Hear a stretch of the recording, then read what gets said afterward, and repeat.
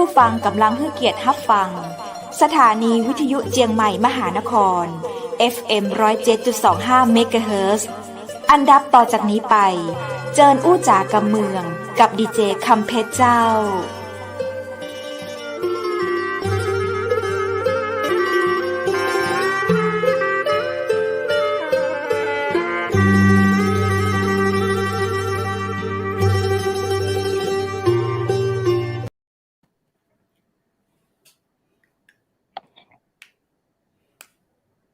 สวัสดีเจ้าสวัสดีคุณผู้ชมที่ฮักและก็เติงหาจัดนักนะเจ้า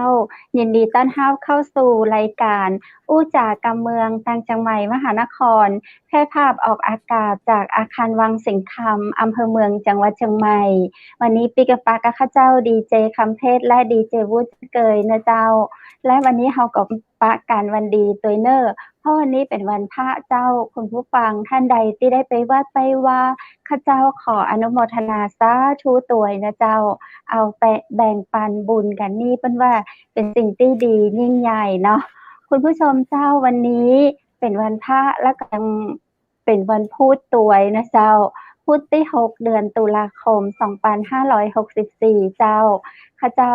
และทีมงานเชียงใหม่มหานครก็สรรหาเรื่องราวต่างๆนามานำเสนอให้คุณผู้ชมได้ติดตามรับชมรับฟังเนาะนอกจากฟังผ่าน FM 107.25 เมกะเฮิรตซ์ตังอำเภอเมืองเชียงใหม่สถานีวิทยุเชียงใหม่มหานครแล้วนะเจ้าก็ยังมีทีมงานตังอำเภอแม่สะเรียงนะเจ้าฟังผ่าน FM 89.0 เมกะเฮิรตซ์ชื่อสถานีคลื่นเสียงสารวินนะเจ้าก็ได้ติดตามรับฟังดีเจตลอด24ชั่วโมง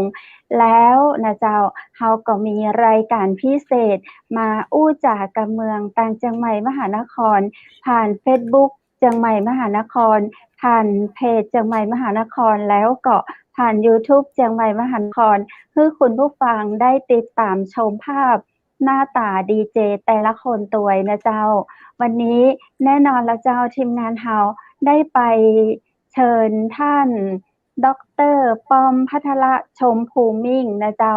มาอู้จ๋าสนทนากำเมืองไตกันเนาะส่วนใหญ่ก็จะเป็นข้าเจ้านะอู้กำเมืองแขกรับเชิญส่วนใหญ่เปิ้นก็จะอู้ไทยอู้ใต้อู้อีสานอู้ใด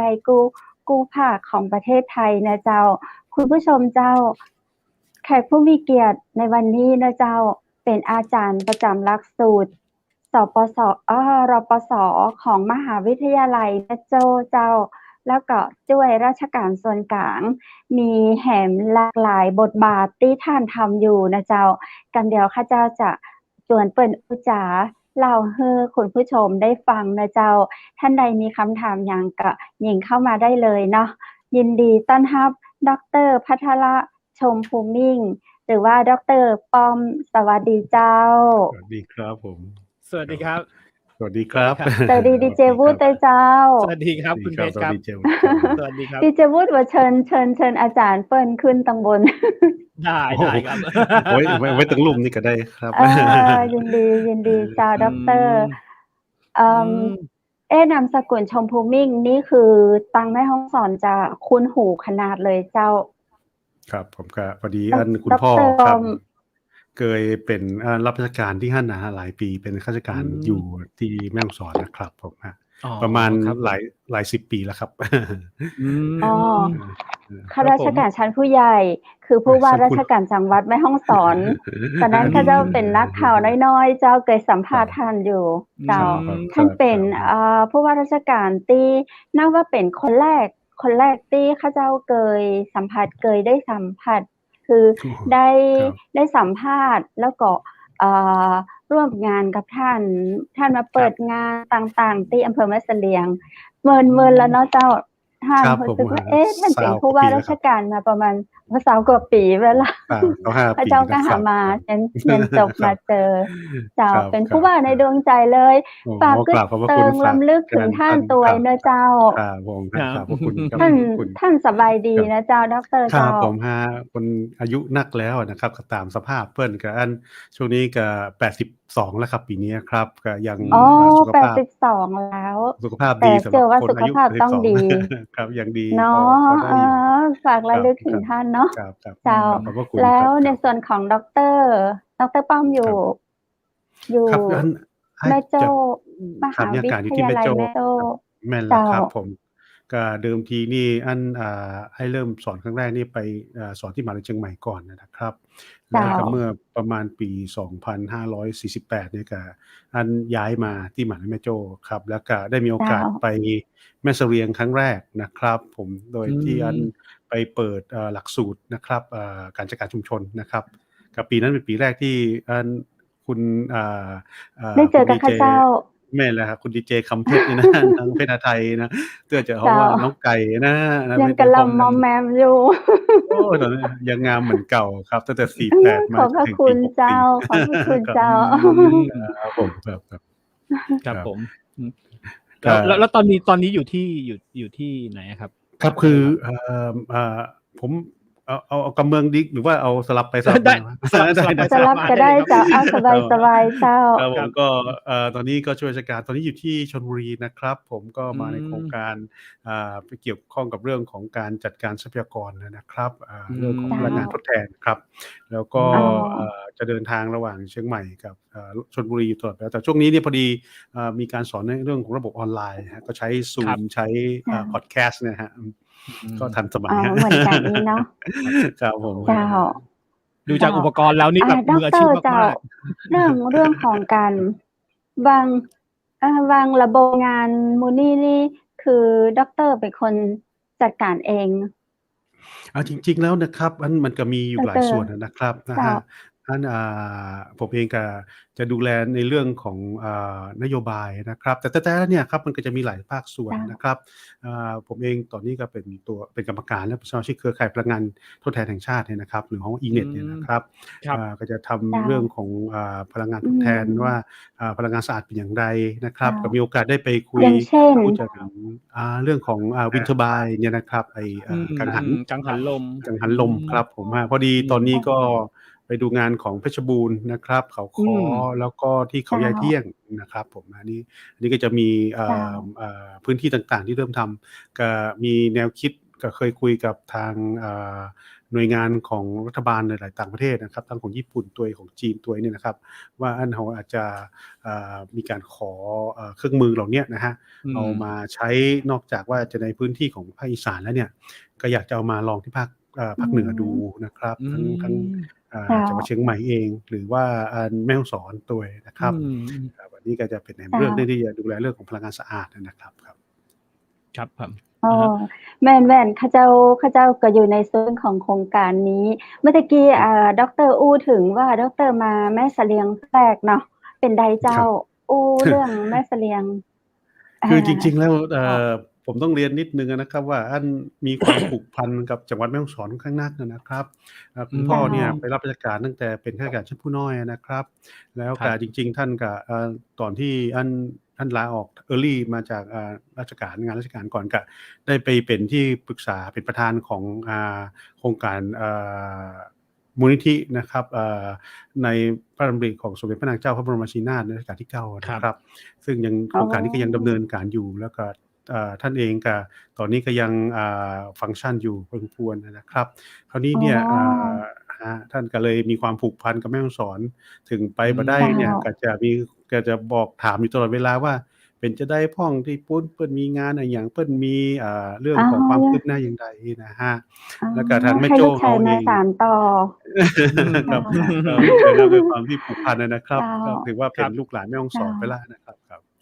โอ้โหดีจังเลยครับยินดีแบบรู้สึกขนลุกเลยเจ้าว่ายังมีแบบข้าราชการที่เกษียณอายุไปเนาะยังมีความคิดนึกเป็นห่วงเป็นใยประชาชนตั้งแม่ฮ่องสอนเจ้าด็อกเตอร์แล้วพอคุณพ่อให้ด็อกเตอร์มาสัมผัสมาฟังเรื่องของประชาชนตั้งจังหวัดแม่ฮ่องสอนแล้วเป็นจะได้พ่องเจ้าจริงๆแล้วนะครับผมว่าแม่ฮ่องสอนเนี่ยร่ำรวยนะครับร่ำรวยมากๆด้วยทรัพยากรด้วยสิ่งแวดล้อมนะครับ surrounding ต่างๆเนี่ยต้องถือว่าได้เปรียบนะฮะที่อื่นเยอะมากอาจจะดูเหมือนกับว่าในทางปฏิบัติในเชิงเศรษฐศาสตร์เนี่ยนะครับอาจจะดูว่าเรา เราจนที่สุดเนาะเวลา ครับ ไปคุยในกระทรวงมหาดไทยเวลาไปประชุมกับเพื่อนเนี่ยนะครับเพื่อนก็เอาอย่างครับแผนทางเศรษฐศาสตร์มาให้ดู ปรากฏ ครับ ว่าอันบางเตื้อนี่ก็ใจอ่อนชลบุรีที่รวยที่สุด อ๋อ ที่จ ครั น บ ที่สุดเนี่ยนะแม่ฮ่องสอน ครับ เจ้า อันนั้นในเชิง ในเชิงเศรษฐศาสตร์ เศรษฐศาสตร์และ เจ้า ในเชิงวัตถุนะฮะ ครับ ต้องเรียกว่าเชิงวัตถุ แต่เขาไม่เคยเช็คว่าเรื่องของเขาเรียกว่าอะไรของภูฏานเพิ่งจะมีนะครับ ที่เขาว่าเป็นเป็นอย่างgross national happiness นะฮะ เป็นความสุขความสุขมวลรวมประชาชาติว่าแม่ฮ่องสอนนี่จะน่าติดนะครับ เพราะว่าอย่างที่เราเห็นเนี่ยผลกระทบเรื่องต่างๆนี่แม่ฮ่องสอนค่อนข้างจะน้อยนะครับผมว่าจะเป็นเรื่องของสิ่งแวดล้อมก็ดีแม้กระทั่งเรื่องของการระบาดนะฮะepidemic ของโควิดเนี่ยนะครับแม่ฮ่องสอนนี่อยู่ในระดับต่ำมาตลอดนะฮะเท่าที่เห็นเนี่ยนะฮะแล้วก็สามารถจะควบคุมได้อยู่ได้ดีทีเดียวนะครับถามว่าเรื่องความมั่นคงทางอาหารนี่ไม่ต้องพูดถึงนะมีกินแน่นอนตายครับ ตุ้ยเลยถึงวันนี้ตุ้ยขึ้น ตุ้ยขึ้นนะฮะเขานึ่งกันนักนะฮะน้ำพริกเห็ดทอดมีหมด เจ้า5 บาท 10 บาทก็อยู่ได้เจ้า ได้แม่ครับ ใช่ครับ ผมมีตังก็อยู่ได้นะฮะเตียวไปหอกินบ้านเนี่ยเปิดกระตึงแบ่งปันกันน้ำจิตน้ำใจบ้านเฮาชาวแม่ฮ่องสอนให้นะครับนะฮะยังน้ำนึกนับถืออยู่ตลอดเวลาครับผมไปเมื่อใดเนี่ยก็คิดเหมือนบ้านนะฮะได้มีโอกาสไปช่วยที่ปุ้นเนี่ยค่อนข้างที่จะอย่างที่กลับเรียนครับอยากจะให้เป็นมหานครโดยเฉพาะแม่เสลียงเนี่ยอยากจะให้เป็นมหานครได้เร็วนะครับกับพยายามจะพูดคุยกันในหลายๆเรื่องเนี่ยว่าจะเนี่ยอย่างใดให้เราสร้างตัวแม่เสลียงเนี่ยให้มีความมั่นคงนะครับอันนี้ก็จะเป็นเรื่องนึงที่อยากจะเป็นปวารณาตนเป็นธุระนะฮะดูแลชาวแม่ฮ่องสอนนะฮะโดยเฉพาะแม่ฮ่องสอนใต้เนี่ยแม่เสลียงเนี่ยผูกพันนักแกนะครับเนี่ยเจ้าแม่เสลียงเวียงงามเห็นบ้านข้าเจ้าตัวใช่ครับอยู่ไหนครับเนี่ยตรงมาเลยตรงเข้าไปเมืองอะไรตรงเข้าไปในเมืองอยู่ขวามือคุณวุฒิมาถึงถนนทางขวาใช่ไหมครับถนนทางขวาจะเป็นเส้นทางไปอำเภอเมืองเชียงใหม่ค่ะถ้าถนนที่หายไปมุมขวาค่ะก็จะเป็นเส้นทางไปเชียงใหม่ถ้าหายไปทางซ้ายมือนี่คืออำเภอศพเมยไปจังหวัดตากค่ะแล้วก็ช่องเล็กๆที่ตรงเข้าไปค่ะนั่นคือกลางเมืองเข้าไปกลางเมืองค่ะเราก็จะอยู่ที่ตึกขาวๆนั่นแหละค่ะขวามือไปนอนบ้านของที่ว่าการอำเภอแล้วก็ถึงโรงแรมแม่เสลียงเวียงงามเจ้านั่นแหละโรงแรมที่สวยมากแล้วดร.ได้ศึกษาขอบคุณเจ้า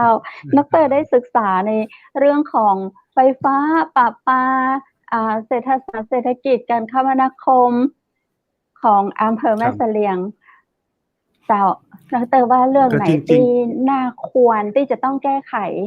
ก่อนเปิดตอนนี้เจ้าคือจริงๆนะผมขออนุญาตกลับเรียนนะครับว่าที่เขาอู้มาเนี่ยมันคือของ infrastructure เนี่ยนะครับมันจะมั่นคงไม่ได้ถ้าเราขาดเรื่องการศึกษาครับเรื่องของการศึกษาที่สำคัญที่สุดนะฮะคือทุกวันเนี่ยถ้าสมมติเราไปเอาอย่างอื่นมานี่เหมือนยืมผู้ดังเปิ้นหายใจนะครับไฟก็ต้องไปยืมของเจียงใหม่นะฮะแม่ฮ่องสอนนี่เปิ้นเคยมีคำพังเพยนะครับว่าทันโทษนะฮะสุนัขปัสสาวะรถเสาไฟฟ้านี่ไฟก็ดับใจละเจ้ายังไม่ต้องฝนตกเน็ตก็จะหลุดเอากระเดียวกระดำฉะนั้นเจ้ากระดำอันนี้ก็จริงๆแล้วเนี่ยจะเริ่มที่การศึกษานะครับผมว่าเนี่ยเริ่มที่นี่เริ่มการที่มาทำเป็นศูนย์กลางทางการศึกษาของฝั่งแม่เสลียงฝั่งแม่ฮ่องสอนใต้นะครับเพราะทางเหนือนี่เป็นมีราชภัฏเชียงใหม่ไปเปิดแล้วก็ผมก็พยายามที่จะพูดคุยกับท่านสวท่านวุฒิสมาชิกสุรสิทธิ์ตรีทองนะครับท่านก็เป็นเจ้านายที่เคารพกับผมเคารพถือตลอดเวลาคอยเป็นคือคำแนะนำหลายเรื่องนะครับเป็นโอกาสไปช่วยงานในวิสภาด้วยนะครับท่านก็อยากกลับเรียนท่านว่าถ้าเราสามารถจะแยกเอาราชภัฏแม่ฮ่องสอนนั่นเชียงใหม่เนี่ยสาขาแม่ฮ่องสอนเนี่ยนะฮะเอาเป็นแม่ราชภัฏแม่ฮ่องสอนไปเลยนะครับมันก็จะทำให้ความมั่นคงแม่นะฮะความมั่นคงของการศึกษาเนี่ยดีขึ้นนะครับนึกภาพเหมือนกับว่าผมอยู่แม่โจ้หรือมช.นะฮะหมายเชียงใหม่เนี่ยคนต้องบินมาจากทั่วประเทศอย่างแม่โจ้เนี่ยนักเรียนบินมาจากใต้มาเฮียนอย่างเงี้ยครับ แต่มาเดียวเนี่ยปัญหาของราชภัฏเฮาเนี่ยเฮานักศึกษาที่มาจากต่างจังหวัดที่อยากจะไปเรียนที่แท้แต่โดยตรงเนี่ยก็ค่อนข้างที่จะมีจำนวนยังบ่นักเท่าใดเตื้อนะครับตรงนี้ถ้าสมมุติว่ามีการพัฒนามากขึ้นซึ่งผมคิดว่าศักยภาพของมหาวิทยาลัยราชภัฏเชียงใหม่วิทยาเขตแม่ฮ่องสอนเนี่ยมีอยู่แล้วไปดูมาแล้วนะฮะแล้วแม่ฮ่องสอนเนี่ยมีความพร้อมนะครับตอนนี้เนี่ยเวลามีคนมาอู้ถึงเรื่องการจัดตั้งจังหวัดขึ้นมาเนี่ยจังหวัดแม่เสลียงเนี่ยก็เลยเรียนว่าในทางปฏิบัติเนี่ยอาจจะต้องหลายด่านอยู่เพราะว่าถึงแม่สอดหาดใหญ่เมืองฝางชัยปราการของเปิ้ลนี่ใหญ่กว่าเฮาถึงนั้นได้เป็นจังหวัดนะฮะแต่สิ่งที่จะทำได้คือการพัฒนาทางด้านเศรษฐกิจครับแล้วก็เรื่องของการทำให้มันกลายเป็นเทศบาลนครขึ้นมาให้ได้นะครับซึ่งจริงๆแล้วเนี่ยความได้เปรียบเฮามีนักเพราะว่าผมก็นอกจากเรื่องน้ำเนี่ยนะฮะกับเรื่องถนนเนี่ยถนนเฮาเนี่ยขึ้นทางเหนือนี่จะมีอยู่3สายนะครับถ้าคุณดีเจวุฒิเคยมาเชียงใหม่นะฮะเคยครับโบเชียงใหม่บ่อยทั้งเชียงใหม่ทั้งแม่ฮ่องสอนนี่บ่อยครั้งมากครับจะมีถนนวิ่งขึ้นมาเนี่ย3สายนะฮะสาย1สาย11นะเอเชียไฮเวย์1เนี่ยครับวิ่งตรงขึ้นมาก็จะแยกไปที่เชียงใหม่แล้วก็แยกไปแพร่น่านนะครับไปทางอุตรดิตถ์นะฮะปรากฏว่าเห็นเส้นนึงที่เราเคยมองคือ105ที่อันลืมเนี่ยครับที่อันตังวัดจอมแจ้งไม่ก็ครับตรงตีแยกเนี่ยนะฮะซึ่งเส้นเนี่ยจะเป็นหัวใจหลักเส้นหนึ่งนะครับที่ถ้ามีการพัฒนาเนี่ยเขาจะเชื่อมต่อกับแม่สอดนะครับซึ่งก็เป็นเทศบาลนครอยู่แล้วเนี่ยนะฮะแม่สอดนี่ใหญ่มากมีเซ็นทรัลแล้วมาเดียวนี่เขาก็พัฒนายาวขึ้นมาถึงอันแม่ละมาดอย่างน้อยเดียวก็จะถึงอันแม่อย่างว่าท่าสองยางจากท่าสองยางนี่ถึงตกเบยบ้านเฮาแล้วนะฮะแล้วก็เข้าไปในเฮาละถ้าเฮาต่อเส้นนี้ได้เนี่ยระยะทาง200กิโลเมตรเนี่ยครับเราก็จะได้สายเลือดแถมเส้นหนึ่งนะครับที่เชื่อมโยงระหว่างอันแม่เสลียงเฮาเนี่ยกับแม่สอดซึ่งวิ่งเข้าไปสู่ East West Corridor นะครับซึ่งเส้นนี้จะวิ่งตรงเลี้ยวขวาถ้าสมมติลงไปถึงแม่สอดเลี้ยวขวากับไปเมืองมะละแม่งนอกพม่าเลี้ยวซ้ายกับไปจดพุ่นเลยครับอันเวนะฮะออกไปมุกดาหารได้นะฮะอันนี้ซึ่งอันนี้ต่อนี้การพัฒนาเส้นเนี้ยเขาน่าจะก็เลยคือข้อแนะนำว่าน่าจะเริ่มการพัฒนาสร้างนครแม่เสลียงทางด้านเศรษฐกิจให้มีความแน่นหนาแต่จะสร้างความมั่นคงทางเศรษฐกิจได้ก็ต้องสร้างความมั่นคงทางด้านการศึกษาก่อนครับนะนี่คือจุดโอ้โหพอฟังแล้วก็ดีใจเลยเอ้ยอย่างนี้ครับเมื่อกี้คุยกับทางดร.ป้อมหมายถึงว่าอย่างด้วยของภูมิศาสตร์นะครับภูมิประเทศของแม่ฮ่องสอนเนี่ยจริงๆแล้วเนี่ยเรื่องของพลังงานทดแทนน่ะไม่ว่าจะเป็นกังหันลมหรือว่าจะเป็นโซล่าเซลล์อย่างเงี้ยมันสามารถไปทำอะไรที่แม่เสลียงได้ไหมครับจริงๆนะฮะเราทำได้หลายเรื่องนะครับเรื่องหนึ่งที่จะกราบเรียนเนี่ยนะเรื่องของพลังงานสะอาดเนี่ยนะครับที่เครือข่ายเนี่ยก็เรื่องหนึ่งที่ทางกลุ่มนะฮะโดยเฉพาะท่านพ่อเลี้ยงอดุลนะครับสุภลักษณ์เนี่ยนะท่านก็เป็นหัวเรือใหญ่เลยนะฮะในการที่จะรวบรวมในภาคประชาสังคมนะครับแล้วก็จะแบ่งภาครัฐบาลออกไปกับภาคประชาสังคมใช่ไหมครับตัวรัฐบาลเนี่ยก็ทำหน้าที่เขาอยู่แล้วเขาก็มีแผนพัฒนาอะไรต่างๆเนี่ยนะครับแต่ว่าในภาคประชาสังคมเนี่ยนะครับก็ต้องให้ชาวบ้านเขาเห็นด้วยท่านหัวเรือใหญ่ของเราเนี่ยนะครับท่านก็หลายๆฝ่ายนะฮะมีผู้หลักผู้ใหญ่ทั้งอาจารย์ประพันธ์วิริยภาพเนี่ยนะครับท่านก็มาพูดคุยกันในวันก่อนเนี่ยนะฮะก็ได้มีโอกาสได้ปรึกษารือได้คิดว่าในส่วนหนึ่งเนี่ยเราเห็นว่าน้ำเนี่ยเป็นเรื่องสำคัญทีเดียวนะฮะน้ำจืดนี่เป็นทรัพยากรที่ไหลลงทะเลไปหมดเลยคราวนี้มีค่ามากๆมีค่ามหาศาลคราวนี้เนี่ยถ้าเกิดว่าในกรณีหนึ่งเนี่ยเราเอาตัวอย่างที่ได้เรียนนะครับเอาตัวน้ำยวมบวกน้ำปิงมารวมกันนะฮะแล้วดึงกลับมาไว้ที่ภูมิพลเนี่ยนะครับหรือในทางปฏิบัติเนี่ยนะครับคือในเรื่องการสร้างเขื่อนเนี่ยผมว่ามั่นใจว่ามันจะต้องผ่านเรื่องของ NGO อะไรต่างๆเนี่ยหรือภาคสังคมเนี่ยค่อนข้างจะหลายๆฝ่ายนะครับซึ่งถ้าไปดูจากพระดำรัสเนี่ยนะครับผมขออนุญาตยกพระดำรัสนิดนึงนะครับซึ่งพี่ก็อยู่ในโครงการน้ำริมาเนี่ยนะครับก็สิ่งหนึ่งที่พวกเราจะจำขึ้นใจเนี่ยก็คือพระดำรัสที่พระบาทสมเด็จเจ้าอยู่หัวรัชกาลที่9นะครับที่ทรงมีพระราชทานไว้เมื่อวันที่17มีนาคมปีพศ2529เนี่ยนะฮะความว่าท่านว่าหลักสำคัญเนี่ยต้องมีน้ำบริโภคมีน้ำใช้น้ำเพื่อการเพาะปลูกเพราะว่าชีวิตอยู่ที่นั่นนะครับถ้ามีน้ำคนอยู่ได้นะครับถ้าไม่มีน้ำคนอยู่ไม่ได้พวกเราก็เลยถือเป็นรับสั่งที่นำมาเป็นข้อปฏิบัตินะครับซึ่งในตอนหนึ่งเนี่ยนะครับรับสั่งเกี่ยวกับเรื่องของทฤษฎีใหม่คือเรียนตรงๆตอนนี้เนื่องจากสภาวะงอนแง่นของ ทั้งการเมืองทั้งเศรษฐกิจและสังคมนะครับก็มันค่อนข้างที่จะมีความเปราะบางสูงนะครับก็อยากจะฝากให้พวกเราทั้งหลายเนี่ยนะครับได้ตั้งอยู่ในให้มีความหนักแน่นนะครับสิ่งหนึ่งที่ทรงรับสั่งมานะครับสอนให้พวกเราเข้าใจอยู่ตลอดในเรื่องของทฤษฎีใหม่เนี่ยนะครับจะบอกให้เรารู้จักตัวเองนะครับทั้งเรื่องทฤษฎีใหม่ก็ดีทั้งเศรษฐกิจพอเพียงนะครับเป็นข้อตระหนักสอนให้เรารู้จักตนเองกล่าวคือให้ใช้ข้อมูลข้อเท็จจริงที่เราทำจนประสบให้ความสำเร็จเนี่ยนะครับท่านไม่จะพูดถึงคำว่าเข้าใจเข้าถึงและพัฒนานะครับคำว่าเข้าใจเนี่ยพี่ขออนุญาตกลับเรียนว่าพูดถึงเรื่องของ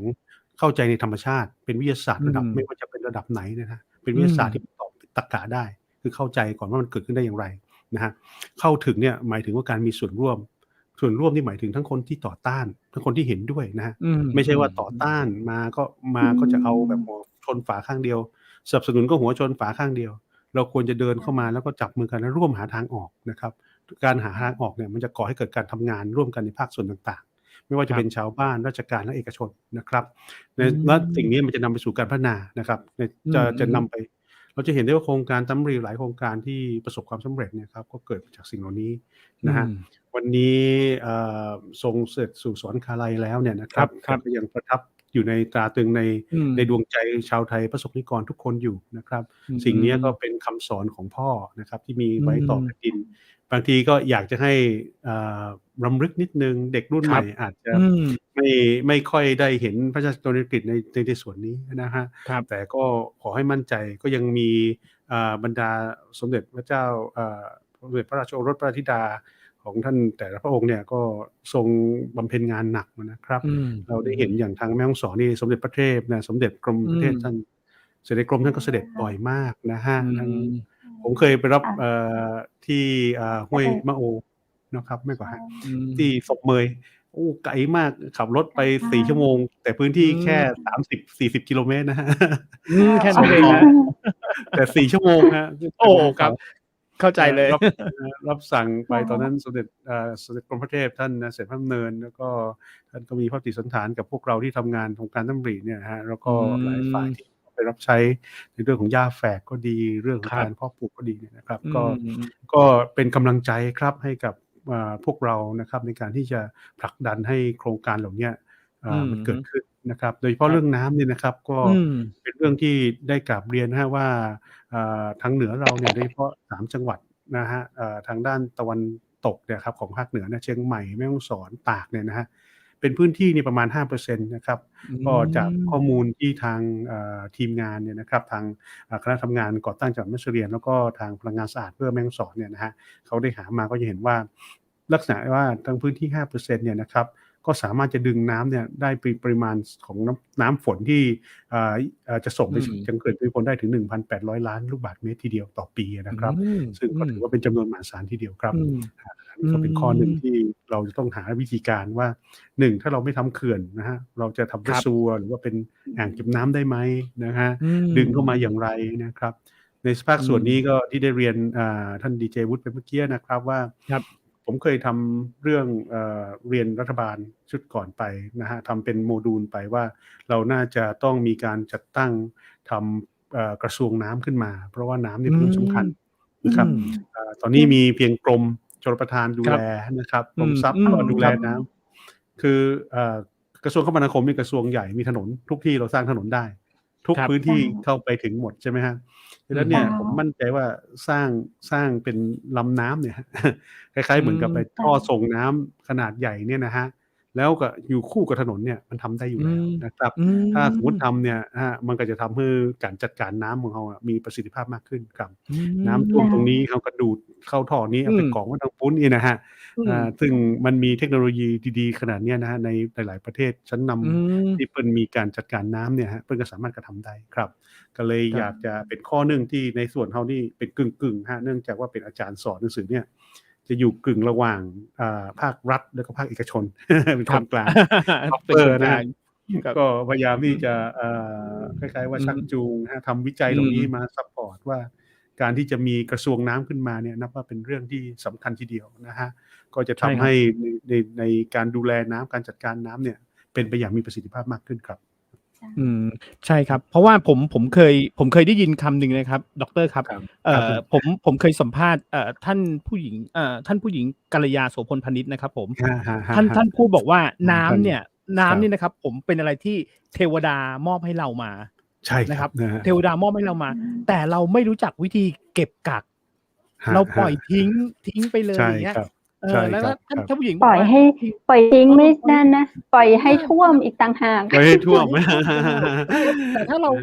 บริหารจัดการดีเราเก็บกักดีแล้วเราจะมาปล่อยครับตอนที่ฤดูที่เขาปลูกน้อะไรอย่างงี้นะครับผมใช่ฤดูแล้ฮะงอะไรมันจะบริหารจัดเนาะการได้ดีมาก เพราะฉะนั้นเนี่ยครับตรงนี้เนี่ยบางทีเนี่ยผมก็เข้าใจบางคนเนี่ยก็ค้านซะโอ้โฮชนฝาเลยอะไรอย่างเงี้ยนั่นนะฮะนั่นนะครับเนาะบางทีครับแต่ถ้าอย่างเงี้ยครับดรผมถามนิดหนึ่งว่าเรามีการทำความเข้าใจไหมครับไม่ว่าจะเป็นกับทั้งอย่างโอเคเอาง่ายๆอย่างแม่เสลียงเนี่ยกับประชาชนในพื้นที่เข้าใจไหมครับถ้าเราจะทำตรงเนี้ยเพื่อจะเก็บกักน้ำอย่างเมื่อกี้ที่ดรพูดบอกว่าโอ้โฮ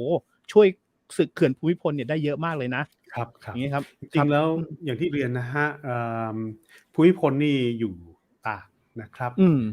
ดึงมาแม่กวงเชียงใหม่เนี่ยก็ดึงได้นะครับถ้าจะทำนี่คือมันจะมีวิธีการที่จะผันน้ำเหล่านี้ตลอดเวลาโอ้ดึงมาเชียงใหม่ได้เลยเหรอครับดึงมาครับเชียงใหม่ได้ผมคือจริงๆอ๋อเหรอถ้าเป็นเอกระทรวงเนี่ยนะฮะอทำเป็นอืมเอ่อๆเ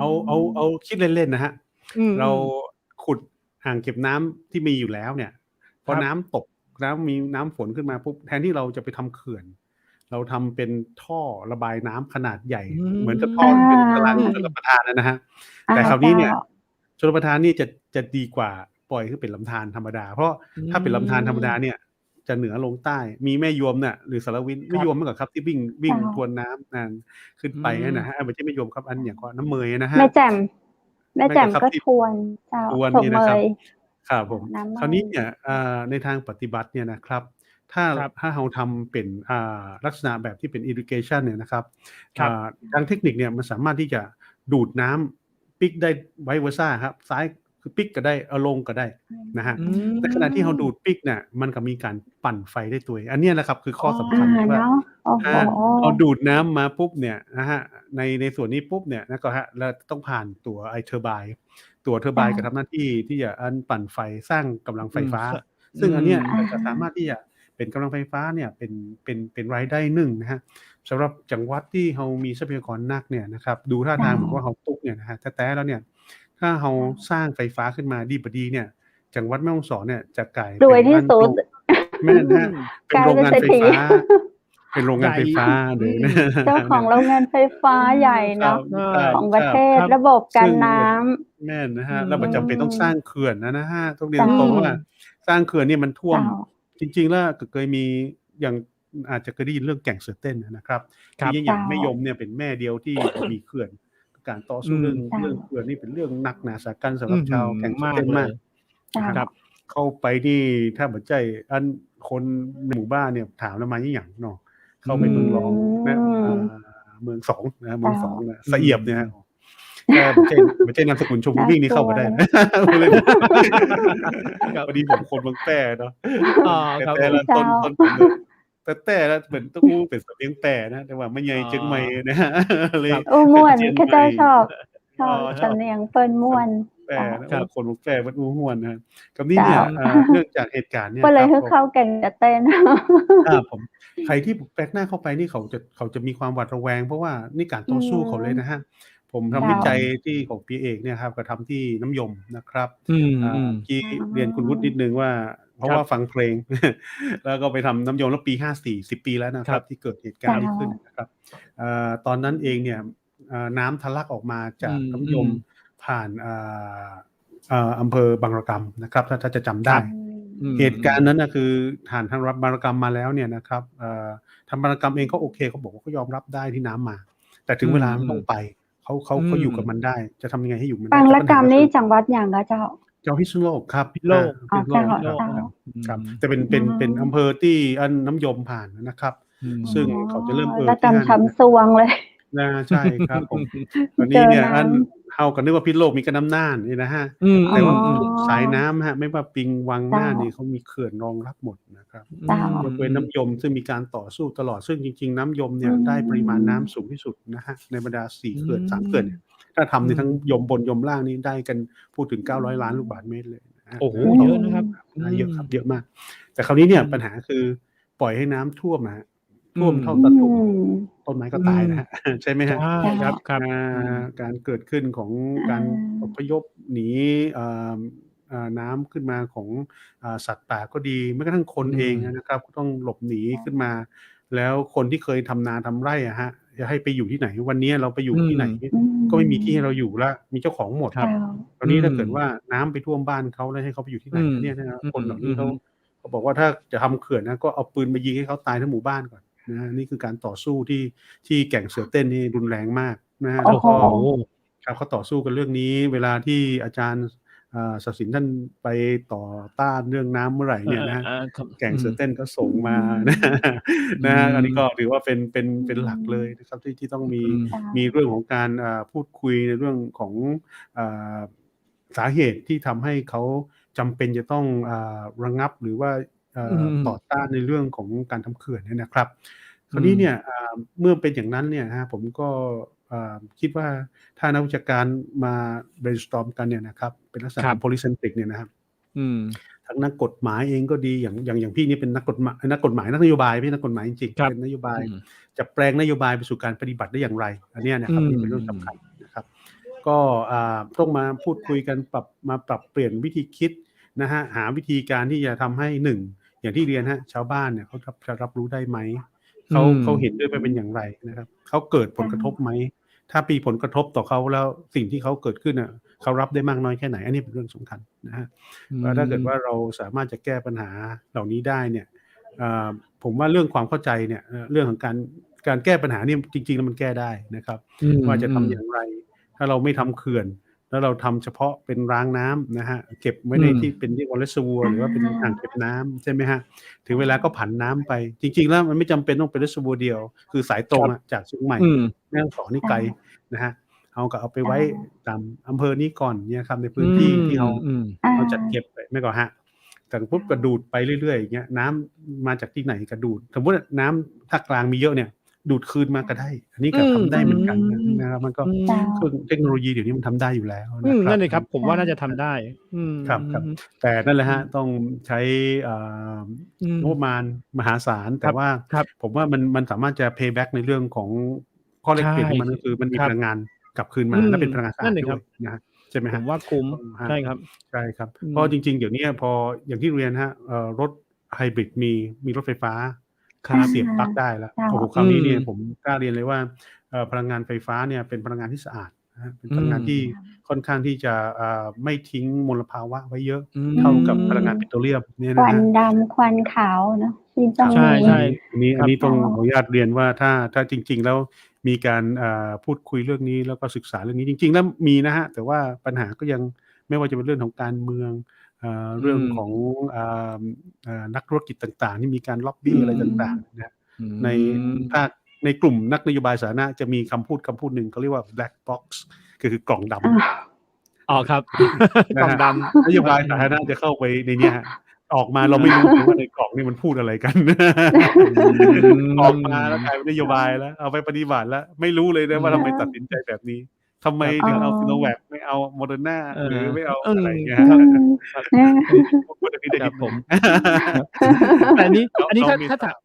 ครับถ้าถามแทนคนแม่เสลียงครับผม อย่างถ้า ครั ทำ บ จริง ๆ อะครับ ถ้าทำจริง ๆ ครับดอกเตอร์ สิ่ง ครั ที่ บ ได้กลับมาเนี่ย มันมากกว่าสิ่งที่จะเสียไปหรือเปล่า? เห็นวันนั้นอื เราได้คุยกันนะ ม ดีเจคำเพชร อื นะ อาจารย์ บอก เส ว่า ถียรเนาะ มีอา ใช่ จารย์ อา เส จารย์เสถี ถี ย ย ร ร บอกว่า มาคุย บ้าน อา จำนวนหมู่บ้านคนที่จะได้รับผลกระทบเนี่ย ก็มีการจัดสรรที่ดินให้ อะไรอย่างเงี้ยครับ ค ผ รับ ม คืออ สิย่่าง ง ที่ งี้ ได้ก นี ล่ บ คือ มา นี่ ครับ ครับ ครับ อืม อันนี้คือสิ่งที่เราเตรียมเอาไว้นะค อื รับ ม คือเราต้องมานั่ง brainstorm กันตรงเนี้ยครับ ออืย่างที่กราบเรีม ยนนะครับ คนต่อต้านมี คนสนับส อื นุน ม มี อืมัน ม มา อา ต่อต้านแล้ เจ ว้ า มันกลายเป็นว่าคุณคิดเห็นต่าง แล้วกลายเป็นศัตรูกันนี่ไม่ใช่นะ อืครับ เห็ม นต่างเนี่ย เห็นต่างได้แต่เราไม่แตกแยก อืม เรามาหา เจ้า ทางออกกันว่า อะฮะ จัดเตรียมที่ไว้โอเคไหมล่ะ? นะครับเขาบอกก็เมื่อก่อนเขาอยู่ในป่าเขาทำอย่างเงี้ย เขาลงมาออยู่ ืม อย่างเงี้ย จะให้เขาทำอะไร? อื คือต้องเข้า ม ใจนะครับว่าคนที่เขาเปลี่ยนแปลงวิถีชีวิต ครั เข บ าบา วิ ง ถี ที ชีวิต ก็ เขา ยาก อืม ใช่ไหม อื ครับ ม เขาเคยทำนามา อยู่ดีๆให้เขาไปหาปลาเนี่ยครับ ไม่ได้ง่า อื ยนะค ม รับ โอ้ ถูกไหมครับ? ไปไม่เป็น อื ไปไม่เป็นเลย อืม ใช่ครับ ฉะนั้นเนี่ยวิธีการของเขาก็คือ 1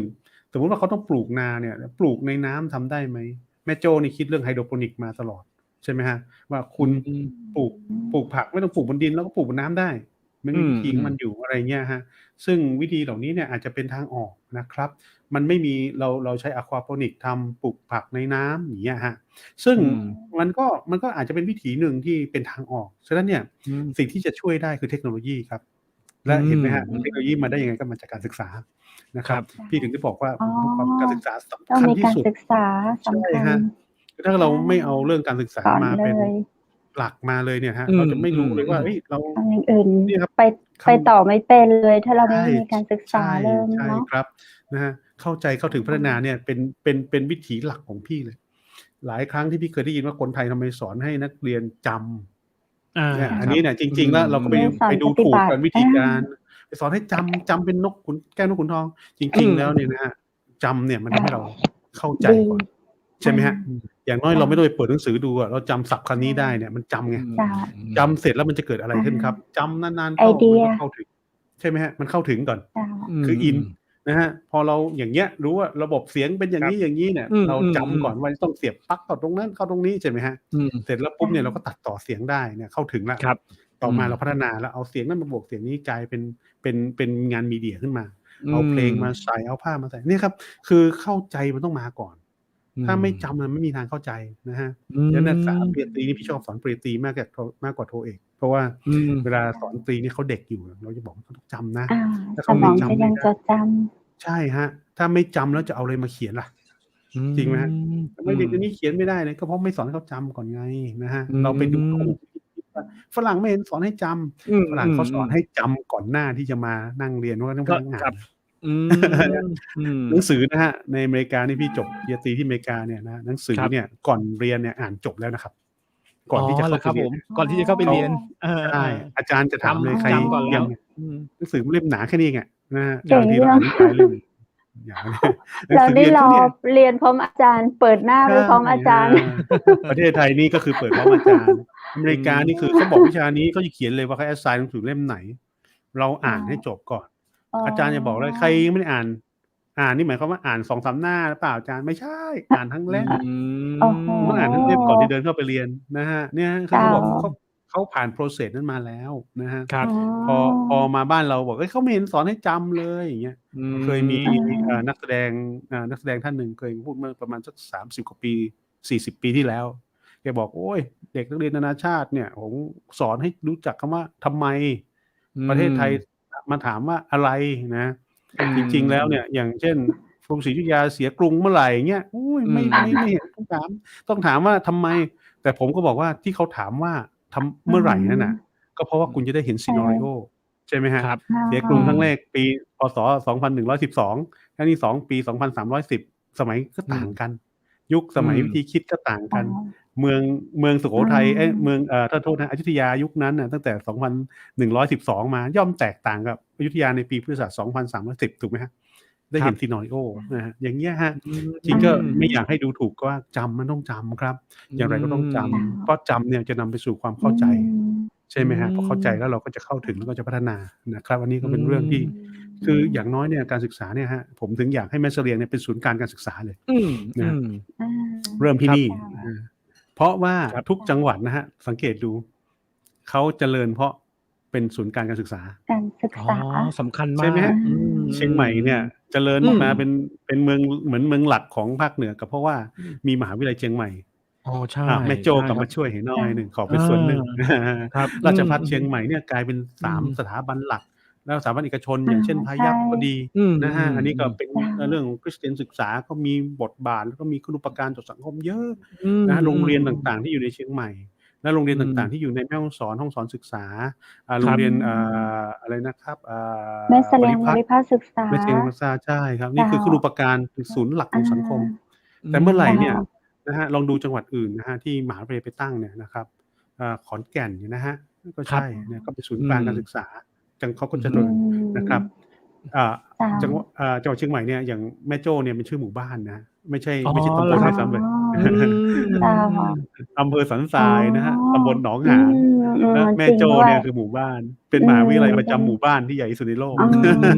สุดยอ ท้อง ด ที่ก็ ดั ป ง ระจำจังหวัดนะ ดังระดับโลกไปแล้ว ก็ เจ้า ไม่ถึงขั้นนั้นครับ เพียงแต่ว่า เป็ ใน นศูน ด้า ย์ น กลาง การ ที่ เก ทุกคน ษ มา ตร เรียน ใช่ครับ ทุกคนก็มาเรียนที่นี่ ก็ทำให้ตัวของตัวเมืองของแม่โจ้เนี่ยกลายเป็นนคร ไม่ใช่เป็นเมืองนะ เป็นเทศบาลเมือง เจ้า 1 ใน 3 แห่งของจังหวัด ใช่ เชียงใหม่ เจริญไปเลย ครับ ใช่ เจริญ เป็น กว่า อีกเมืองหนึ่งไปเล ใช่ ย ครับ เนี่ยมีถนน 4 เลน อาคารบ้านช่องใหญ่ ที่ดินก็มีราคา ใช่ ถ้าเมื่อไหร่ที่แม่เสลียงอะครับ ซึ่ง มี จริง ๆ เนาะ เนี่ยนะผมกราบเรียนว่า มีเรามีบุคลากรที่มีคุณภาพเยอะมาก เจ้า นะครับ แม่ฮ่องสอนเนี่ยครับด็อกเตอร์หลายท่าน เจ้า ท่านเหล่านี้เนี่ยจะช่วยนะ เป็นกำลังสำคัญนะครับ ไม่ควรทิ้ง เราสูญเสียท่านอาจารย์ท่านอาจารย์แม่นะครับ เจ้า เมื่อก่อนท่านก็อยู่ที่แม่เสลียงนะครับ ก็ท่านก็เสียไปเมื่อประมาณปีที่แล้ว นี่ก็ท่านหนึ่งก็เป็นอาจารย์ที่คอยดูแลเรื่องการศึกษามาตลอดนะฮะ บุคลากรเหล่านี้สำคัญมาก ๆ นะครับ ก็ต้องขออนุญาตกลับเรียนว่า 1 เนี่ยควรจะต้องนำบุคลากรทางการศึกษาเนี่ยเข้ามาพูดคุยกันว่าจะทำอย่างไร แล้วก็ทางด้านสถาบันการศึกษานี่จำเป็นจะต้องมี ผมอยากจะให้แม่เสลียงหรือแม่ฮ่องสอนมีมาก ก็คือมหาวิทยาลัยที่ทุกคนบินมาจากทั้งประเทศเนี่ยมานั่งเรียน ใช่ อยากมาเรียน มาเรียน อย่า ที่ ง นี่ เมียน มาเรียนที่ เมี นี่ ยน เลย มาก็อยู่ ครับ ใกล้เนาะ เมียนมาก็มาเรียนได้อะไร ใช่ อย่างงี้ ใช่ครั ค่ะ บ ซึ่ง ถ้า สา สอ มาร ง ถจะ อ มา ย่าง อมก๋อย ครับ แม่ละน้อย ศกเมย ไม่ใช่แค่นั้นนะ ขุนยวม มาจาก อะไร ปาก มาเรียนได้ ใต้ หมดเลย มาจากยะลาก็อยากมาเรียน อา อยากมาเรียนม ใช่ หาวิทยาลัยแม่ฮ่องสอน ใช่ เนี่ยนะครับ ค่ะ ต้องมี อา เราต้องหาวิธีการอย่างหนึ่งที่สร้างความโดดเด่นทางด้านวิชาการเกิดขึ้น อืม นะครับ เหมือนกับที่เราอยากไปเรียน นักศึกษาต้องมาก่อน เดนเวอร์โคโลราโดอย่างเงี้ยฮะ อยากไปเรียน เจ้า MIT บินไปเรียนใช่ไหมฮะ อืม อยากไปเรียนมชอย่างเงี้ยฮะ มาจาก ค่ะ ปากใต้ก็บินมาเรียนมช มาเรียนแม่โจ้ มาเรียนราชภัฏ มาเรียนแม่ฟ้าหลวง วันหนึ่งก็อาจจะมีมหาวิทยาลัยแม่ฮ่องสอนนะฮะ หรือมหาวิทยาลัยแม่เส แน่ ลีย น ง อน เกิด ว่าจะมีความเปิ้นฮ้องว่าเอกลักษณ์ของแม่เสลียงแม่ฮ่องสอน ซึ่งมีความแบบบ่ซ้ำซ้อนกับจังหวัด แม่น อื่น ครับ ๆ ตัวอะเนาะ ครับ อัน ครั มา บ เอ เรี ก ยน ลักษณ์นะครับ ครับ แม่ เปิ้น น มี อัน โค นี้ รงการแลกเปลี่ยนอะหยังก็ประเทศ ต่างประเทศที่มาเรียนน่ะเจ้า ด็อกเตอร์เจ้า อะหยังก็ ครับ ที่อ่า จีน ที่ประเทศ จีน กษัตริย์เปิ้นจิมมี่อะเจ้า อ๋อ ครับ อ๋อ ๆ ครับ ภูฐานนะครับ ภู ภูฐา ฏาน น ภูฏานครับ ภูฏานมานะครับ เจ้า อาๆๆ เปิ้น อัน จะ นี้ก็เป็ มี น แบบมี ค มา รับ แลกเปลี่ยนเนาะเรียน ครับ เจ้า คือถ้าโควิดหายเนี่ยนะครับ ต้องเรียนตรงๆอะครับ พอดีทุกที่มันก็เป็นเหมือนกันหมดเนาะครับ ก็ให้ ครับ กำลังใจนะครับใน อืม ช่วง difficult time เนี่ยนะครับ ช่ว ครั ง บ ที่เป็นเวลาที่มันเหนื่อยนะครับ โควิดปีนี้ก็ 2 ปีแล้วนะครับ ก็หวังว่า 2 ปีแล้ จะ ว อยู่ด้วยกันมาได้ ตอนนี้ก็ค่อนข้างจะ 100% ว่าวิธีการที่จะป้องกันตัวเองนะครับ แล้วป้องกันตัวเองให้ดีนะ กาดไม่ตกนี่ผมว่าก็โอเคนะครับ ไม่ติดแน่ เจ้า นะครับ ครับ แล้วก็เริ่ กาม ดตกเมื่อไหร่ ชิน นั่น แล้ว อีกเรื่องหนึ่ง ใช่ค อื รับ ต้องรัก ม ษาระยะ อืม ใส่แมสอะไรต่างๆ จัดรายการอย่างงี้ก็ยังชั่วนะครับ เจ้า สบายปลอดโปร่ ปั ง ญ ห หา น่อย เข้าไมค์ได้นี่ โอ๊ย น่ากลัว ตอนนี้ยังดี เจ้า มีห้อง ครับ รอเสร็จ นี่เป็นเรื่องของเทคโนโลยีครับดร. อย่า ครั ง บ ที่บอกว่า ครับ สมัยนี้นะค ครั รับ บ ถ้าสมัยก่อนเนี่ยคือตัวผมเนี่ยก็ทำรายการโทรทัศน์มาก่อน ถ้าสมัยก่อนจะถ่ายทอดอย่างงี้นะครับดร. ครับ โอ้โฮต้องมีเป็น ครับ แสน ต้องก่อตั้งสถานีเป็นล้าน ใช่ไหมครับ นี่มันเป็นเหมือน ครั ส บ ถานีโทรทัศน์ที่แบบเราสามารถ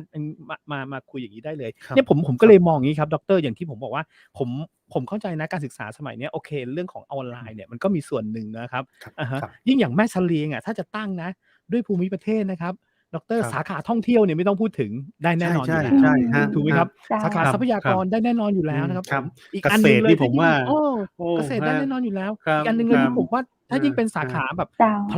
ลังงานแนวใหม่นะ พลังงาน ทด ใหม่ แทน อ่า พลังงานสะอาด วั ผม ฒน แบบ ธรร ว่า มประเพณี ครับ ทุก ใช่ อย่างได้หมดเลย ครับ ทรัพ นี่แห ยา ละค ก รับ รธ ผ ร ม รม ว่าจุด ชา หนึ่ง ติ ถ้าจะมหาลัยเนี่ยถ้าชูตรงนี้นะ อันนี้ผมแอบเสนอไว้แล้วกันนะครับผม ครับ ถ้า ต้องช่วยกันครับหลายๆฝ่าย มี ครับนะ ใช่ ครับ สอน ครับ เนี่ยแล้วเราได้แบบโอ้โหพื้นที่ลงพื้นที่จริงเลยถ้านักศึกษา ครั มา บ เรียนที่นี่เนี่ย ครับ นะครับ ครับ จะได้ ใช่ ลง ครับ พื้นที่จริงเลยครับ ฮะ อ่าฮะ ใช่ ใช่อันนี้น่าสนใจ คุณ น่าสนใจ ครับ ได้ความ จริงๆ แต เรา ก ต้องเริ่ม ต่าง ที่นี่ครับครับ ไม่เหมือนจังหวัดไหนเลย ไม่เหมือนส่วน อืม ใดของโลกด้วย ครับ เขามีความคล้ายภูฏานเนาะเขามีความคล้าย ทีเดีย ภู วครับ ฏาน ในเรื่องของ อ่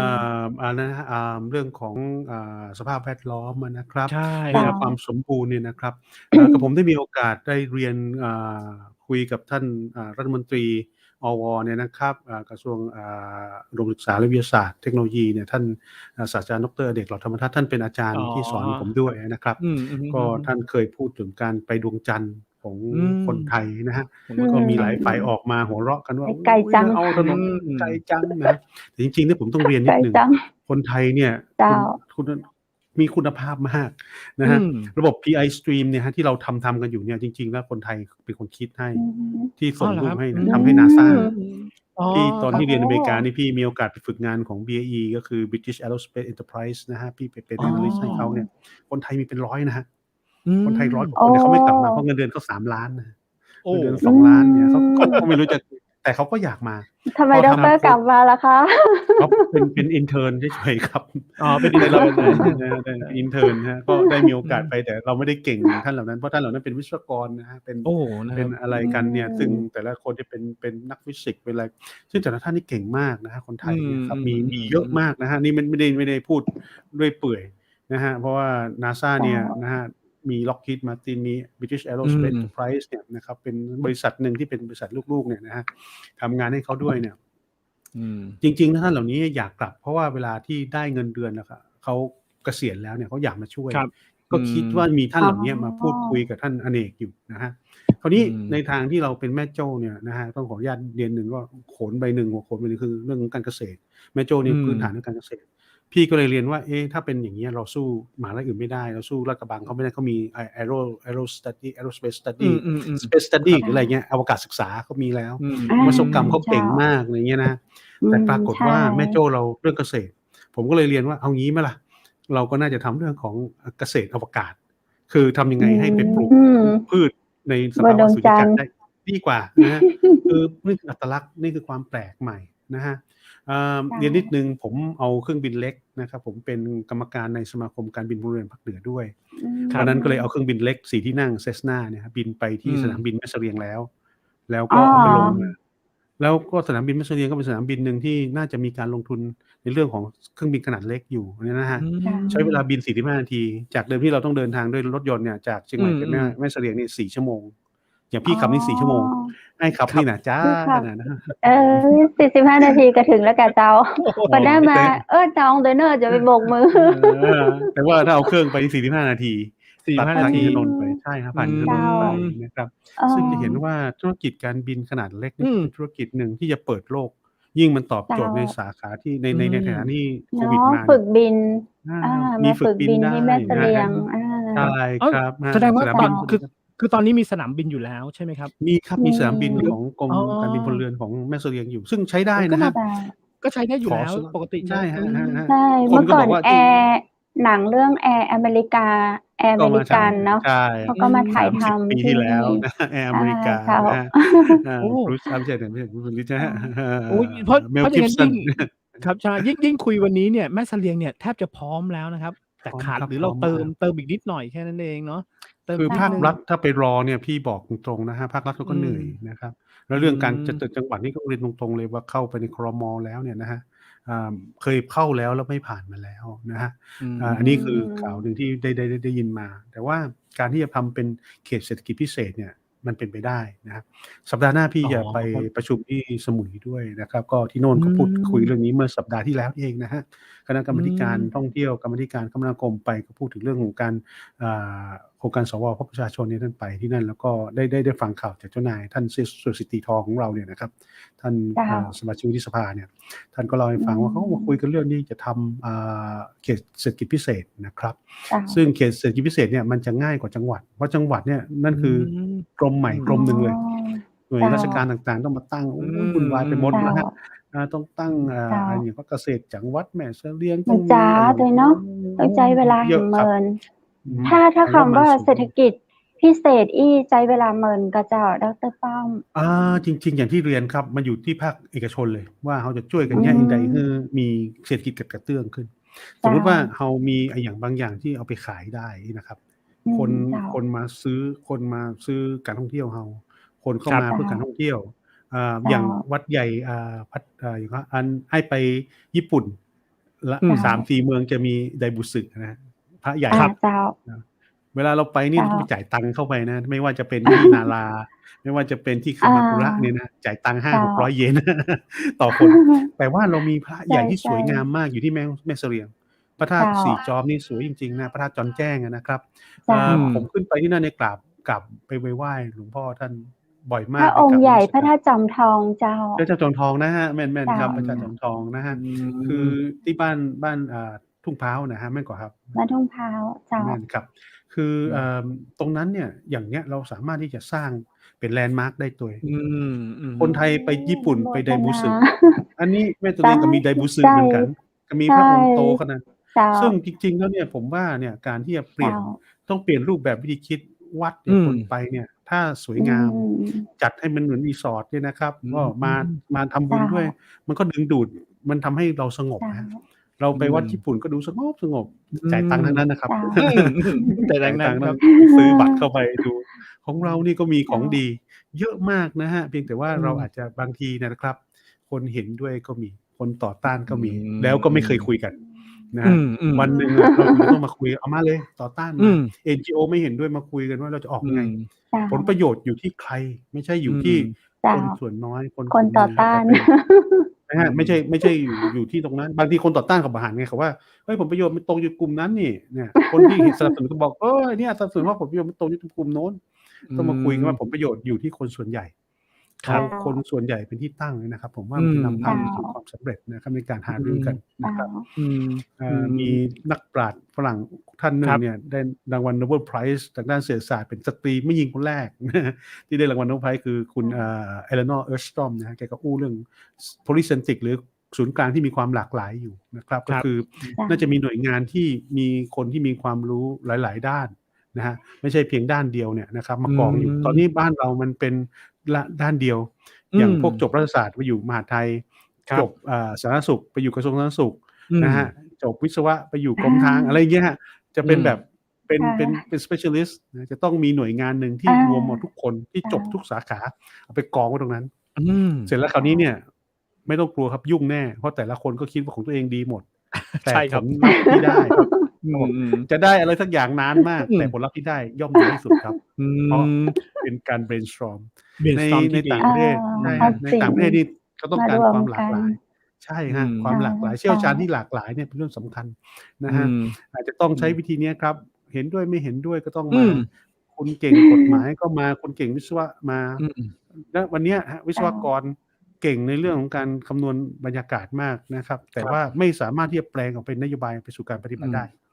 คนที่เรียนเรื่องนโยบายไปสู่การปฏิบัตินี่คือรัฐประศาสตร์ในกลุ่มพวกพี่รปศเนี่ยนะทำยังไงให้เป็นกฎหมายแปลงยังไงมาเพื่อสามารถจะไปคุยกับชาวบ้านให้เขาเข้าใจเสร็จแล้วเนี่ยให้เขาเห็นด้วยนะฮะในภาคประชาสังคมไปดูเรื่องพฤติกรรมเขาเป็นอย่างไรนะครับความเชื่อเขาเป็นแบบไหนวิธีไหนที่จะทำให้แบบเขาสามารถที่จะรับรู้ได้อะไรอย่างเงี้ยครับอันนี้ก็เป็นลักษณะสำคัญครับผมก็อย่างที่ดร.ป้อมบอกก็คือทะเลาะกันก่อนทะเลาะแล้วหาจุดที่ลงตัวทะเลาะกันนะครับทะเลาะกันแล้วหาจุดที่ลงตัวทุกคนทุกอย่างมันมีทางออกและเป็นทางออกที่สวยด้วยแต่ต้องคุยกันต้องคุยกันใช่ต้องไอ้เรื่องคำว่าดีเบตเนี่ยนะฮะมันไม่ใช่ทะเลาะเขาเรียกว่าเบาะแว้งเอาเป็นเอาตายการนำเสนอในด้าน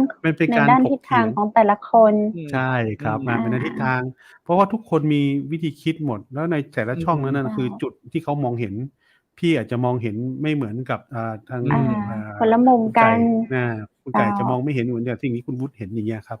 เรามานั่งคุยกันแต่ว่าในที่เราเห็นเรามาวางไว้ตรงนี้นะให้หารือกันอันนี้เป็นเรื่องสำคัญอยากจะให้กำลังใจชาวแม่เสลียงเรานะครับนะทุกท่านเลยแล้วก็ในเรื่องของน้ำเนี่ยครับจริงๆแล้วเนี่ยมันเป็นผลประโยชน์มหาศาลที่ทั้งแม่เสลียงเองไม่ใช่แค่แม่เสลียงนะทั้งประเทศด้วยเพราะว่าเราจะได้เรื่องของไฟเข้ามาเรื่องของพลังงานสะอาดนะครับเพราะว่าน้ำนี่เป็นแหล่งที่ทั้งเป็นแบบศูนย์กลางอาหารนะครับยืนตรงอย่างที่บอกครับไม่มีน้ำนี่ตายนะฮะน้ำแห้งนี่แย่ครับน้ำท่วมเนี่ยจริงๆแล้วน้ำท่วมก็แย่น้ำแห้งก็แย่แต่น้ำท่วมทำอย่างไรให้มันพอดีเนาะพอดีให้มันแบบอยู่ของเราท่านดร.ป้อมเจ้าข้าเจ้าได้ทีมงานอยากอู้จ่าแล้วก็ท่านอู้กับเฮาแฮมเอาขอเป็น เนาะขอ แถม ขอเป็นรอบ 2-3 อาทิตย์เนาะ เนาะเจ้า เพราะว่า จะเห็น พ ด็ อ อก ดี เตอ อยา ร์ ก แบบมีงานเยอะมาก อ๋อ แต่ ครับ หวัง ผม เป็น อ อย า ย่าก ง ครับ ยิ่ง ยิน ว่า ดีมาก ด็อก ค เต รั อบ ร์จะแบบละทิ้งรายการอู้จากกะเมือง อ๋อ จะ ค มา รับผ อู้ ม จากกันตรงนี้แหมเนาะ ยินดี ก็ ข สา นาด ระ เลยค ท รับี่ แบบ ผม น่า ครับ สนใจมาก ๆ เลย หวัง ยิ ว่าน นะ ดี ค แท รับ นค อน ย่าง แม่ น้อย เสลียงตัวยที่ อ๋อ ได้ฟัง ข ใน อบ วัน คุณ นี้เนาะ ครั เจ้า คืออยากจะแช แล้ ร์ วก็ มากกว่า ครับ อยาก ก็ อยา ก่อก น แช ก่อน ร์ ก่อนที่จะจบไป เมื่อกี้ได้คุยกันนอกรอบกับด็อกเตอร์ครับ บอกว่า เอ๊ะ เจ้า ด็อกเตอร์ครับ กรุงเทพบ้านผมเนี่ยจะโดนเหมือน 54 ไหม? น้ำจะท่วมไหม? ครับ แต่ด็อกเตอร์ก็บอกมาก็ โอ้โฮ ฟังแล้วก็อุ่นใจครับ คนก ครรุ ั งเทพ บ ฟังแล้วก็อุ่นใจว่า โอเค ครับ มันคงจะ ไม่ถึงขนาด อื นั้นนะ ม ครับผม ครับ นะครับ ค่ะ ไม่ถึงขนาดนั้ อัน น นี้ต้ ใอง เรียน ช่ อย่างที่เรียนนะครับ เพราะว่า ๆ ครับ เราไปดูเลยก็จุดที่สำคัญที่สุดเนี่ยนะครับ ที่เป็นจุดแบบchoke point เนี่ย คื อืม น้ำยม อื ถ้าม ฝั่ง อืม นะครับ ทางฝั่งน้ำยมนี่คือตั้งแต่แพร่ พะเยา ตั้งแต่ปงลงมาเนี่ย พะเยา อืม สาย ๆ ๆ น้ำเนี่ยจะไปรวมกับน้ำน่านที่ นครสวรรค์เนี่ยนะครับ ครับ ถ้าปริมาณน้ำไม่ขึ้นจากตรงนั้นนะครับ ผมว่ามั่นใจว่ามันไม่มีทางที่จะทะลักลงมา เพราะว่าในปี อื 54 ที่กลับเรียน ม เมื่อ 10 ปีที่แล้วเนี่ยนะครับ เจ้า เดือนนี้เลยเนี่ย attack ใส่ ใช่ อืม ใช่ มาตั้งแต่ น้ำปิงมาเลยเงี้ยครับ น้ำนี่ อืม น้ำเหนือไหลบ่า คือน้ำปิงนี่ขึ้นจนแบบน่ากลัวนะ ค ค รั รับ บ ขึ้นมาปริมาณที่สูง อืม มาก แล้วก็น้ำปิงเนี่ยมันจะ เจ้า ข้าม Spring Bay ที่เขื่อนภูมิพลเนี่ยนะครับ อื แต่ว่า ใช่ ปีนี้ วันนี้เนี่ยนะครับ แดดแจ๊ดมาก เริ่ เล ม ย เห็น เราก็บอก ไป ครับ ตกสักหน่อยเถอะฝน จะไปบอกให้ฝนตกเราก็สงสารคนกรุงเทพนะ แต่ร้อ ครั น บ นะครับ ค วั รั น บ นี้ 38 นะครับ อะฮะ แล้วก็เมื่อกี้โทรศัพท์ไปที่ เชียงใหม่ เป็นไงบ้าง? ที่ชลบุรีก็เงียบนะ วันนี้ก็ไม่มีฝนเล แม่ ย เสลียงก็ อา ร้อนค่ะ วันนี้ไม่มีฝ ใช่ น ไหมครับ? ถ้าไม่มีฝ เจ้า นนะครับ ลองดูใน ถ้าไปดูแผนที่ที่เขาของ กรมอุตุอะครับ ถ้า ครั เห็ บ นเป็นวง ๆ สีขาว อยู่ เนี่ยก็น่า ครั ก บ ลัว อา ที่เป็นวงเมฆอะครับ วง ๆ สี อา ขาก าว ศ นะ ปลอด อื โปร่ง ม ครับ ครั แต่ บ วันนี้ไม่ แต่ มีครับ ใส กิ๊ก ไม่ เลย มี อย่างเงี้ยนะ ไม่ โอ น่า เค กลัวเท่าไรนะครับ ฟังแล้วอุ่น น่า ใจ จะ ครับผม น่าจะ ได้ ลง เนาะ ลง คนที่ฟัง พ้ รายการ เจ้า ก็คงอุ่นใจครับผมว่า โอเค ครับ ถ้าตกในกรุงเทพเดี๋ยวก็คงจะระบายไปแหละ ไม่ถึงขนา ครั ด บ นั้นนะครับ จริง ๆ ถ้าน้ำตกในกรุงเทพเนี่ยนะครั อื บ ม จริง ๆ แล้วมันช้าเพราะว่าท่อน้ำอะนะครับ ใช่ ถ้าเรา ๆ ๆ ค ที่ ลี คน น ท่อน้ อืม ำ คือแบบล้างท่อทั้งหมด คือช่วงที่มันคนไม่ออกมาเนี่ยนะครับ จะแนะนำว่า ทางกรุงเทพมหานครคงต้องหางบประมาณในการที่จัดการ clean up ท่อทั้งหมด อืม ทางค ค ล รู อง คล ด้ อ วย ง ตั้งแต่คอลือง ม แสนแสบเอย อื คลอง ม พังกวยอะไรต่าง ๆ ให้ ครับ ให้มัน clean up ให้ได้ เสร็จแล้วคราวนี้เนี่ยการไหลลงเนี่ยผมว่าจะได้มากพอสมควรนะครั ครับ มาเลเซียนี่ทำดีมากครับ กัวลาลัมเปอร์นะครับ เขาเอาท่อน้ำเป็นทางน้ำขนาดใหญ่ ที่ใช้เครื่องสูบน้ำเท่ากับประมาณเครื่องบินเจ็ตอะครับ สามารถ ครั จะ บ สูบ โอ้โฮ น้ำออกจากสระโอลิมปิกได้ภายในเวลา เออ 1 นาที อะไรเงี้ย โอ้ เหรอ โอ้ ครับ โอ้ สุดยอด นี่ เนาะ ดีเลย วันธรรม อ๋ ดาที่น้ำไม่ อ ท่วมเนี่ยเขาวิ่งนะครับ เป็นทางด่วน อืม พอ อ๋อ ให้รถวิ่ง 2 เนี่ย ชั้นเลยครับ นี่แหละ ชั้นบนชั้นล่าง ที่แม่ นะ เสลียงอยากได้ไป ค แม่ รับ สอด ไปตาก พอ ไปเขื่อนภูมิพล นะครับถ้าทำเป็นท่อขนาดนี้แล้วก็เป็นทางวิ่งได้ด้วยครับ เป็นทางด่ อื วน ถ้าน้ำ ม ไม่มี แต่ถ้าน้ำมี เจ้า เมื่อไหร่ครับ เคลียร์หมดเลยไม่ให้ร ก็ ถ ใช้ วิ่ง แล้วก็ใช้เป็น เอ ทาง อ น้ำครับ อื เจ้า ก็เป็น ม เทคโนโลยีเนี่ยที่ อื ต้องกราบเรียน คือ ม สิ่งเหล่านี้มาพร้อมเทคโนโลยีทั้งนั้นนะครับ ครับ เทคโนโล คื ยี อ เจ้า เมื่อก่อนคิดว่า โอ๊ย ทำไม่ได้ เดี๋ยวเนี้ย อย่างเช่น อา ใช่ไหมครับ เปิดบ้านเดี๋ยว เจ้า นี้เราก็มือถือ ปั๊ก เดี๋ยวประตูบ้านก็เปิดเงี้ย ค แล้ รั ว บ ไม่ใช่แพงนะครับ ผมปิดไฟ ใช่ ที่โรง เกษตรผมที่เชียงใหม่เนี่ย โรงกาแฟ ผมก็ใช้มือถือสั่งการเอาจากนี่ จาก อา ชลบุรี เนาะ ซื้อ device มาตัว 100 กว่าบาท Lazada แค่นั้นเอง เท่านั้นเอง เท่านั้นเอง เอ นะครับ อ ใช่ เห็นไหม ง่าย เนาะ กว่าเยอะ ส ใช่ มัย ค น รั ี้ บ เจ้า สมัยนี้นะเทคโนโล อา ยีนะครับ ฉะนั้นเนี่ยครับเรื่องการศึกษานี่สิ่งสำคัญ เจ้า พี่ ครับ แบบขออนุญาตกลับเรียนนะครับว่าถ้าเราเห็นความสำคัญของการศึกษาเนี่ย มันก็สามารถที่จะเปลี่ยนแปลงโครงสร้างต่าง ๆ ได้ คนเข้าใจ อืม เรื่องการศึกษาก็จะเห็นเหตุผลตรรกะที่ อื เกิ ม ดขึ้นนะครับ ครับ นะฮะ ในนี้ก็ เจ้า เป็นสิ่งหนึ่งที่อยากจะฝากไว้เลยว่า จะพัฒนาที่ไหนก็แล้วแต่เนี่ย ผมว่าการศึกษานี่สำคัญที่สุด สำคัญมาก นะ อื ครับ ม ครับผ เจ้า ม ขอบพระคุณด็อกเตอร์ ขอ นะ บคุณ เจ้า ขอบคุณครับ ป้อ ขอบ ม คุณครับ เลย ข ครั อบบ คุณทุกท่านครับ ขอบคุณค เจ้า รับ โอกาสต่อไปจะขอเชิญท่านมาแหมนะเจ้า ขอบพระคุณ เนาะ ครับ ขอบ น่า ขอบ สนใจ ขอบคุณครับ มากๆเลย ครับ เดี๋ยว ต้ ถ้า องก จะ ราบ ได้ ขอบ จองคิวไว้ให้ล่วงห โอ้ น้า ขอบพระคุณกราบขอบคุณ ข ท่า อน บพระคุณ ท่าน และ นะ สวัสดีเจ้าด ค อ รั ก บ เตอ ส ร์ วัส เจ้า ดีครับผม สวัสดีครับผม น่าเสียดายขนาดนะคุณผู้ชมเจ้า ก็ เป็นสุดยอดของคนไทยคนหนึ่งเนาะ คุณพ่อเคยเป็นผู้ว่าราชการจังหวัดแม่ฮ่องสอนเกษียณอายุราชการไปแล้วก็ยังมีความรู้สึกผูกพันห่วงใยประชาชนต่างจังหวัดแม่ฮ่องสอนว่าเป็นอยู่จะได้เนาะยังขาดเหลือหยังมีลูกเต่าตัวใหญ่ตัวหลวงเจ้าใจดีตัวมาอู้จ่าแต่เฮาเมื่อตะกี้เนาะนั่นคือคุณภัทระหรือว่าดร.ภัทระชมพูมิ่งลูกบ่าวของอดีตผู้ว่าราชการจังหวัดแม่ฮ่องสอนเฮาละเจ้ามาเป็นตัวแทนคุณพ่อเนาะโอ้มองเห็นทิศทางออกที่จะสร้างสิ่งที่ดีๆให้กับคนแม่เสลียงนะเจ้าเพิ่นก็บอกแล้วว่าบอกว่าจะเป็นในเรื่องของความยากจนที่คนจังหวัดแม่ฮ่องสอนมีความต้องการเป็นจังหวัดของคนแม่เสลียงระบบการสร้างเขื่อนทำเก็บกักน้ำให้มีประโยชน์เนาะบ่ต้องท่วมบ้านท่วมเมืองในหน้าฝนสามารถเก็บไว้ใช้ในหน้าแล้งได้นะผ่านกรมชลประทานถ้ากรมชลประทานมาเป็นกระทรวงเกี่ยวกับทรัพยากรน้ำโดยตรงจะพัฒนาการได้ดียิ่งขึ้นกว่านี้แถมแล้วก็ยังคือในเรื่องของการคมนาคมการมีพลังงานไฟฟ้าใช้เป็นของตัวเก่าบ่ต้องไปยืมเปิ้นเมื่อใดก็ยืมไฟบ้านเปิ้นเมื่อใดก็ยืมไฟบ้านเปิ้นเนาะไฟเสียไฟตกไฟดับก็เดี๋ยวอินเทอร์เน็ตเขาเจ้าก็ลุเดี๋ยวกับคุณผู้ฟังดีๆเขาเจ้าก็หมุนติ้วๆๆหายก็เดี๋ยวไฟดับก็เดี๋ยวเน็ตหลุดไปเจ้ายืมของบ้านเปิ้นมามันเป็นจะอี้นะเจ้าอย่างดร.เปรียบไว้เนาะอยากอยากจ่าอยากฟังความรู้จากท่านแหมจัดนักหมดเวลาเสียแล้วน่าเสียดายโอกาสหน้าจะเชิญท่านมาจ่ากับเฮาแฮมนะเจ้าคุณผู้ชมอย่าลืมติดตามกับรายการจ่ากับเมืองต่างจังหวัดมหานครเฮามีสาระดีๆมาฝากกู้วันจันทร์กู้วันอังคารกู้วันพุธและวันพฤหัสบดีนะเจ้า 20:00 ถึง 3:00 ท่านใดมีปัญหาหยังก็ฝากเข้ามากับทีมงานเฮาได้นะเจ้าหรือว่าจะพิมพ์มาทางหน้าจอหน้าเพจเชียงใหม่มหานคร YouTube ก็ได้นะเจ้า Facebook เนาะเฮาเปิดรับทุกความคิดเห็นอยากให้เชิญไผมาหรือว่าคุณผู้ชมอยากจะมามาจ๋าทางรายการภาคประชาชนเลยนะเจ้ายินดีที่จะให้โอกาสทุกคนทุกท่านได้มีส่วนร่วมได้มาใช้เวทีตรงนี้จ๋ากับเมืองจ้างบ่จ้างจะไทยก็ได้อีสานก็ได้ใต้ก็ได้นะเจ้าเนาะขอเป็นคนไทยหรือว่าคนต่างชาติเนาะเปิ้นมีความคิดแตกต่างจากเฮาใครมาจากันเวทีนี้เปิ้นตึงเปิดให้เจ้าจากับเมืองเปิดเวทีให้เนาะอย่างท่านดร.ป้อมและดีเจวุฒิก็บอกไว้ว่าทุกคนมีความคิดเป็นของตัวเก่าอาจจะมีความแตกต่างกันเนาะแต่ว่าเฮาบ่มาตีกันเฮาเอาความแตกต่างที่เฮามีนี่มานำเสนอมาเพิ่มเติมเพื่อเป็นสิ่งที่ดีๆยิ่งขึ้นในโลกของเฮาบ่ได้มองผลประโยชน์ของตัวเก่าเฮาบ่ได้มองผลประโยชน์ของ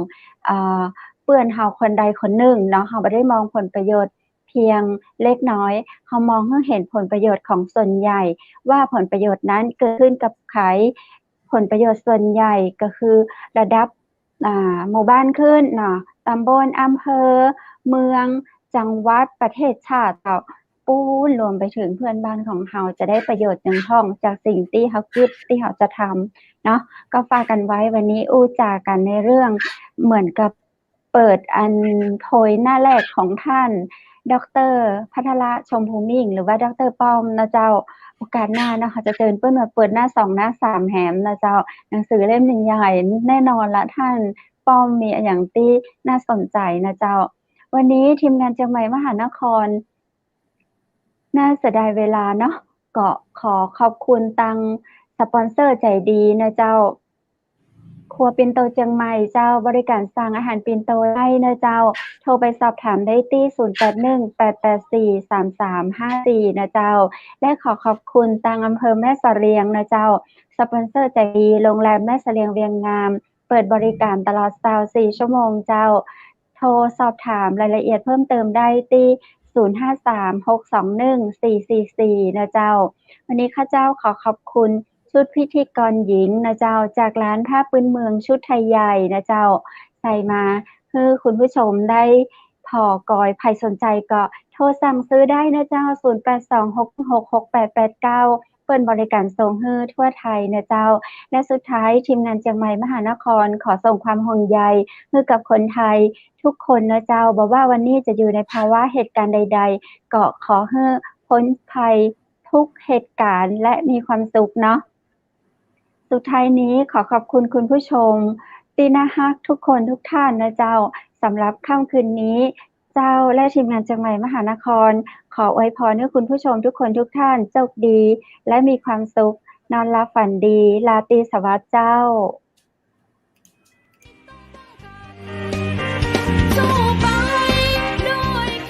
สถานีวิทยุเจียงใหม่มหานคร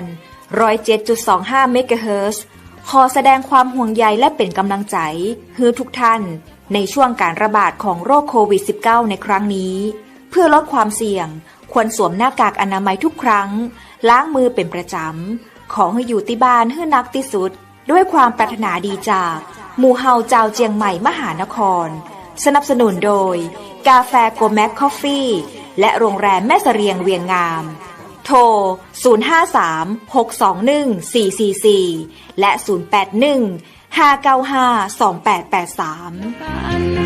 เราจะฝ่าฟัน